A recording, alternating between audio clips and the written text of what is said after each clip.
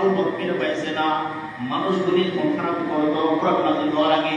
কোরআন নাযিল হওয়ার আগে মানুষগুলি জিনা ব্যবসায় লিপ্ত ছিল, সুদ ঘুষে লিপ্ত ছিল, অপরের হক নষ্ট করতো, মহিলাগণ নিরাপদ থাকতে পারতো না, মহিলাদের ইজ্জত সম্মান নিয়ে ছিনিমিনি খেলা হইতো। কিন্তু যখন কোরআন নাযিল হইতে লাগলো, এই অন্ধকার যুগের মানুষগুলো এমন পরিবর্তন হয়েছে। বলা হয়েছে হযরত উমরের জমানায় একজন মহিলা সুদূর ইয়ামান দেশ থেকে একা একা সফর করতে করতে মরুভূমিতে পার হইতে হইতে লাগাতার 2 মাস পর্যন্ত মরুভূমিতে হাইটা মদিনা শরীফে অবস্থান হয়ে গেল। মদিনা শরীফে উপস্থিত হয়ে গেল। হযরত উমর বলতেছেন, মা, এই যে লাগাতার 2 মাস পর্যন্ত মক্কা নগরী মরুভূমিতে তুমি সফর করলা, ইয়ামান দেশের মরুভূমিতে তুমি সফর করলা, তোমার কেউ কি কষ্ট দেই নাই? তোমার কেউ কি ইজ্জত সম্মান নষ্ট করে নাই? মহিলা বলতেছে, না, আমার মনে হইতেছে আমি যেন লাগাতার 2 মাস মুত্তাকিন আল্লাহওয়ালাদের বাজার দিয়ে আমি ভ্রমণ করে সুদূর ইয়ামান থেকে মদিনায় উপস্থিত হয়েছি। কোরআন নাযিল হওয়ার আগে মানুষগুলি অন্ধকার ছিল। কোরআন নাযিল হওয়ার আগে মানুষগুলি তাদের পিতা মাতার সম্মান করত না, তাদের ভাই বোনেদের সম্মান করত না, মেয়েগুলোর সম্মান করত না। কোরআন নাযিল হওয়ার পূর্বে মানুষগুলি নিমজ্জিত ছিল অন্ধকারে, পথভ্রষ্টতায়, লাগাতার যুদ্ধলিপ্ত হয়ে থাকত।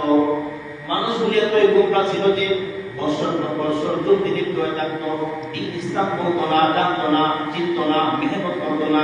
কিন্তু কোরআন নাযিল হওয়ার পরে, কোরআন নাযিল হওয়ার পরে এমন ভাবে মক্কা নগরীর মানুষগুলি দিন ইসলাম আল্লাহ নবীর জন্য মেহনত করেছে। বলা হয়েছে এই সমস্ত মানুষগুলি সুরাতে উপনীত হইয়া সাহাবায়ে কেরাম মক্কা থেকে হিজরত করে হাবশায় চলে গেছে। মক্কা থেকে হিজরত করে আল্লাহ নবীর জন্য, দিন ইসলামের জন্য মদিনাতে হিজরত করছে। যে মানুষগুলি আল্লাহ রাসূলের পছন্দিত, এই মানুষগুলি দ্বীনের জন্য, ইসলামের জন্য মক্কা থেকে হিজরত করে আবিসিনিয়ায় চলে গেল, ইথিওপিয়া চলে গেল, তায়েফে চলে গেল। মদিনাতে কি করলো? হিজরত করলো শুধুমাত্র আল্লাহ তাআলার সন্তুষ্টির জন্য, রাসূলের সন্তুষ্টির জন্য। কোরআনকে যদি প্রশ্ন করা হয়, কোরআন কেন তুমি নাযিল করা হয়েছে, কেন তোমার আল্লাহ তাআলা নাযিল করেছেন? কোরআন বলবেন, আলিফ লাম মিম যালিকাল কিতাবু লা রাইবা ফীহি হুদাল লিল মুত্তাকিন। কোরআন বলবেন নাযিল হয়েছে মুত্তাকিনদের জন্য পথপ্রদর্শক। মুত্তাকিনদেরকে আমি সঠিক পথ দেখাইব। যারা আল্লাহওয়ালা, যারা মুত্তাকিন, তারা কিভাবে আল্লাহ তাআলার সঙ্গে অতি সহজেই গভীর সম্পর্ক কায়েম করে ফেলবে, এই জন্য আমি কোরআন নাযিল হয়েছি। কারণ মুত্তাকিনরা জানতে পারবে কোন কাজ করলে আল্লাহ তাআলা অসন্তুষ্ট হন, আল্লাহ তাআলা নারাজ হন, আল্লাহ তাআলা রাগ করেন। মুত্তাকিনরা এই কাজগুলি পরিহার করবে।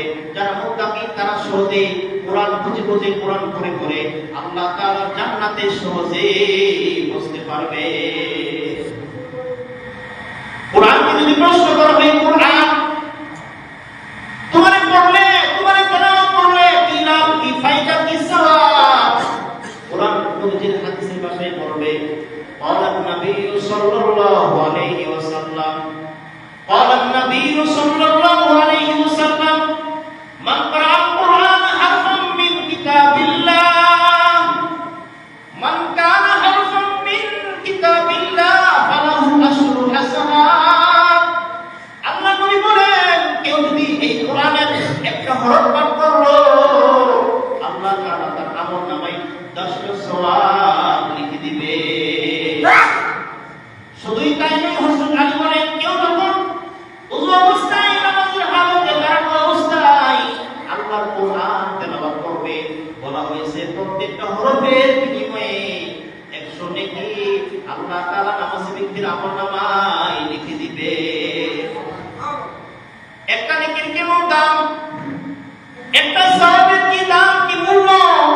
বুজুর্গে কেরাম বলেন, উলামায়ে কেরাম বলেন, সারা আসমান, সারা জমিন, সারা দুনিয়ার সকল দর্শক যদি এক পাল্লায় রাখা হয়, আসমান জমিন যার মধ্যে যা আছে সব কিছু যদি এক পাল্লায় রাখা হয়, অত